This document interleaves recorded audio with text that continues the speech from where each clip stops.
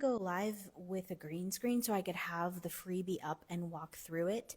But Instagram doesn't let you do a green screen when you're live, so I couldn't do that. So I have it open right here in front of me, and then I'm just going to be talking to you. So if you have the freebie and you want to kind of go through it together, just open it up and we will. And okay, so we're getting to the first page. The first page is just the social media planner, and then it has the month and then what you're trying to book. So this part is so important because I was realizing that one of my flaws as a human is that I love to start stuff. Like, even today, I was like, I should start another podcast. And then I was like, no, don't. Because I love starting stuff. I love the building process. So I'm hoping that this can help you channel that energy into building something new every 2 weeks. What you're building new every 2 weeks is a fun little marketing strategy that's completely centered around your business. So as you can see at the top says, what are you trying to book? So I put an example in there. The reason I put examples is because then it allows you to take the text and copy it. With Canva, people who aren't familiar with Canva, it can be a little bit confusing. So in that example, I said 10 studio sessions. So we're in my studio right now. You can see it behind me. If my goal was to book 10 studio sessions, then I need to be booking or creating a marketing strategy centered around 10 studio sessions. If that was outdoor sessions, if it was spring, that would change. It would be how do I introduce the sessions? How do I build excitement around the sessions? How do I educate around the sessions? How do I sell the sessions? That sales piece is the piece that's missing for the vast majority of photographers. They're very, very hesitant to actually say, hey, you should book this thing that I've been talking about endlessly. Across the board, I would say that strategy is really missing from family photographers. And the reason for that is because it starts with a lack of organization. So their images are kind of all over the place and they're not organized in any way where they can pull from different folders. Like, for example, I have on my desktop spring, summer, fall, and then poor little winter over here is like anyone who will drive up the treacherous snow roads to actually get to the snow with me. Then once I do those sessions, those will be added to the snow folder. But even that level of organization from all the marketing mentoring students that I've had, that level of organization is missing. So what happens is you go to try to market, you have this plan, you have this idea, and then you don't have any images that are easily accessible. So you set yourself up for success as you are editing through the year. So now we're heading into spring. As you do spring sessions, every single time you deliver a gallery, pull 10 of your favorites into your spring 2025 folder. And you can then, if you're getting to the end of spring and spring's no longer booking, that's not when you post those sessions. Save all that content. Then 2026, as you're getting into February and March and you're really excited about booking spring, you have a fully organized folder that then you can just move into spring 2026 and all your best images are there. So that's a way that every single day you're supporting your own marketing efforts. Okay, so let's say you implemented that, or you went back and you started pulling from galleries, which is another thing I do. If I don't have enough content or I've already shared, I'll go back through and find spring images and just pull them into the folder. That's like a chunk of time that I will use that's not for anything else. So if I give myself 45 minutes of image organization to set my marketing self up for success, that's its own segmented task. Because the other trap is that you'll be like, oh, I need to find images. Oh, I need to do this. Oh, I need to now market them. Oh, I need to put, and then everything is confusing and you've lost the path. So chunking these things down into actionable groupings of time that you can actually solve things. So before you even get into the Canva planner, first you need to have the images that you're trying to market, and those images need to be representative of what's actually booking right now, not just your best fall images because you forgot to share them. Unless you're actively booking fall, there's no point in showcasing those right now. You're almost just posting to post. So this planner is all about helping you strategically post. Okay, so there's basically 15 days worth of organization there that you could pull in. And you can pull in the reel cover or the first image of the carousel, or if you're doing static single image posts, I would caution you on that because it has been such low visibility. I've noticed that on even huge accounts, every once in a while there'll be a one-off one image that does well, but for the most part, as annoying as it is, reels or carousels with music, if you are going to be posting on Instagram, we might as well just try for the most visibility, not trying to gather people from outside of Instagram to bring them into your brand, but just to even get to your own followers, you kind of have to play by the rules of what's working. So the idea here is the image you put there is the carousel first image, the reel cover, and then you go from there, right? The caption and the keywords are huge. SEO is becoming even more important on Instagram than ever before. Then I give you kind of a feed mock-up. So it's 9 images. So if you want to pull everything together, even though I think it's not necessarily a good use of energy, there are family photographers or photographers in general who are very worried about how the feed looks. I personally have really freed myself from that, and I don't care anymore as much like how perfect the feed looks. But if that's a mental trap for you, because the other thing with marketing is you constantly have to be aware of your own mental traps. If things looking pretty is a mental trap for you, you need to take steps to serve future you and solve that problem. So if that means that before you go ahead with a marketing plan, you need to see how it all is going to look in a 9 feed. That's in this planner as well. I give you an example of how the carousel looks just in this next page, page 7. And then the most important part on that page is that you do not want this carousel, this work that you do on Instagram, to only live on Instagram.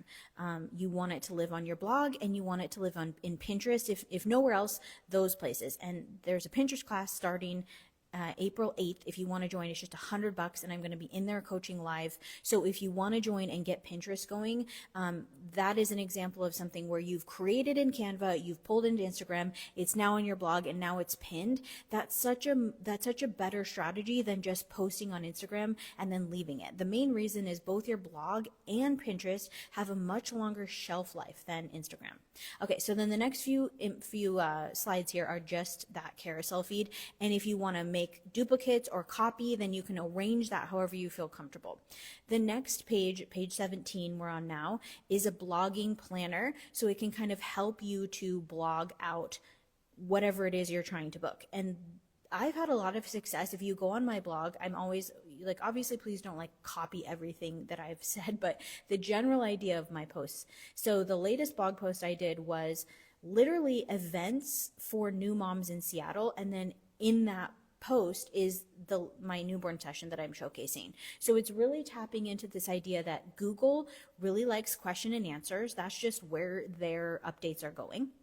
So I'm providing that in my blog post, and then I'm already ranking fairly well for the general keywords. So now I'm looking to rank outside of those and become a helpful resource. So when I create a blog post like that or an Instagram post like that that's shareable, that's really helpful, because the idea would be that if I create a piece of content that a parent could share with another parent, that is much more useful to me than just saying like, here's the M family and they're so cute. It's like a useful, helpful blog. So this can kind of help you to write out some blog post ideas. And then I gave a bunch of blog post ideas. I think there's like 28 or something, and they're organizing it into photography tips and education, showcasing your work and client stories, and business and personal behind the scenes. So it's organized in these chunks so that you can just pull those ideas in. Ideas for blog posts are not scarce. You can get them anywhere. Like ChatGPT can help you write them. I went through and I got a whole bunch from posts that have worked for me, and asking ChatGPT and looking at other people's blogs. So it's like a collection of those. And then I included in here the 10 essential steps for SEO, because again, if we're going to be blogging, like I had a marketing mentoring student and we realized that her blog was not indexed. And so nothing that she was working on was ever going to show up on Google. So making sure that you have your site optimized is really, really important. And then also included in here is a 4-week marketing plan. So it literally has 7 days of posts. Do I expect you to do 7 days of posts? No, you don't have to. If you want to, you can. But it gives you a lot of ideas, and it's organized in awareness and excitement. Week 2 is a booking push and social proof. Week 3 is client communication and storytelling. Week 4 is urgency and last call for bookings. That is what strategy looks like. You're not just saying like, I'm booking spring. Okay, I did it. I checked the box and now I'm hiding. It's like, we're marketing in a wildfire storm of information. And so you have to remain top of mind. Marketing, if you are in growth mode and this is your full-time job or even your part-time job, marketing should be like 60% of how you spend your time. And that has been the biggest eye opener for a lot of my marketing mentoring students, because it's like, this is a lot of work. If you were running any other type of business, you would have a whole marketing department. And unless you can outsource it, you are that marketing department. However, today in this studio is the first day of my high school intern. So that is a program that I never would have thought I could partake in. And I was like, well, I'm a local business and I need help. So I put my business out to accept interns from the high school through their work study program. So she's so cute. She's going to work with me for like 4 weeks. She knows probably more about social media than I do. And so that's just a little push to, you might have a program like that through your local high school. And if you could have someone come in and help you with the marketing side of your business, if you feel overwhelmed, then that's a great option. And for me, if this marketing internship works really well, I would love to keep rolling forward with more interns just over like, you're just helping me for 8 weeks, and then they get it on their resume that they build a marketing strategy for a local business. That's so helpful on a resume or someone going to school. So if you're feeling overwhelmed, there are opportunities to get help, but just don't think that you can post in stories and then go quiet. And my marketing mentoring students who have like blasted through that expectation and really started showing up consistently, that's when you start to see the wins, because people need to see things multiple times before they actually see them. I say that a million times in my podcast, I say it here, but it is so important. Okay, so the idea here is I want you to be able to, every 2 weeks, this would be like the ideal way to use this template. Every 2 weeks, you go into Instagram or you go into Canva, you pull in your, whatever it is, the corresponding images to what you're trying to book, you write out your marketing plan, and then here is the last trap that you will fall in if you're not careful. You need to have habits and systems and space to be able to market. Many of the people I help are moms. It's busy. There's a million things going on. But if you write all this out and then you don't give yourself time and space to actually implement it, that is going to be devastating. And here's why. When you break trust with yourself as the person who's working in your business, even though you are the only person working in your business, it's very hard to then pick up the pieces of that lost trust and market again, because you feel really overwhelmed. Like, I didn't even do it last time. Like, what's to say that I'm going to do it this time? So it literally might come down to you creating this marketing plan and then having a family meeting. And I am not joking about this. This is what I did in the beginning of my business. Even though my kids were young, I brought my husband and my kids to the table and I was like, look, I want to build this. This is what it's going to take. So these are the times and spaces this week that I need to, unless you are on fire, not bother me, because otherwise it's not going to be implemented and I'm not going to be able to build this business. Building your business, even if you've been in business for a while, if you don't have enough bookings, you're in growth mode. And so if you're in growth mode, you need time and space to actually get this work done. So don't feel like you do not need that time and space, and that you are more than welcome to ask for it. If you don't receive it right away, then just keep creating time and space however you can, but hopefully you have a supportive enough family unit that they can be like, okay, we need to give her the time and space to actually do this work. So I hope that's helpful. Coming up for me is the Pinterest class, and then I'm doing small group 3-week, very intensive marketing mentoring in April, May, and June, and it's just 3 weeks. I'm going live in the course every week. So that's the help that's available. But yeah, I really hope you guys enjoy this. And yeah, Courtney, like literally, if you're talking about the internship, why not? We are local businesses. Oftentimes I feel like we don't think of ourselves that way, but we are. So that's my push, to contact your high school and say, hey, do you have an internship program? Because I would love to have a marketing intern. And then you have a very friendly 17-year-old who loves Instagram and TikTok and knows way more about social media show up at your doorstep and say, I'm here to help you for free. So anyway, I hope that helps you guys. And as always, if you have questions or concerns, feel free to DM me. I hope you enjoy the freebie, and it was really fun to make it. And I hope you guys have a productive week.